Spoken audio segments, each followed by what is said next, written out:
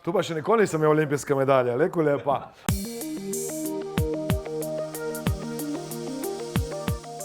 Ko sem vsako noč vizualizirala svoj nastop na olimpijskih v Pekingu in si predstavljala, kako osvajam svojo medaljo, se v bistvu takrat sploh nisem zavedala, kako zelo močno sem vplivala na svoj podzavestni da sem v bistvu takrat delala kot neko samohipnozo, s tem, da sem programirala svojo podzavest na uspeh in na to, da sem potem si pripravila olimpijsko medaljo. Ta delavnica, ki sem se jo udeležila v preteklem tednu, mi bo neverjetno pomagala pri moji športni karieri. Na ta način zdaj poznam točne parametre, kako uporabljati vizualizacijo, meditacijo in samohipnozo za doseganje boljših rezultatov.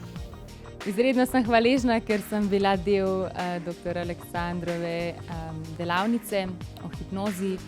Popolnoma je presegla vsa moja pričakovanja. Vse tisto, kar sem delala skozi svojo plavalno kariero, kar se pravi, da sem vizualizirala svojo olimpijsko medaljo, sem nekako na tej delavnici dobila potrditev, da je to resnično ta prava pot do uspeha. Kot psihologinja vem, da bom zdaj to znanje delila naprej.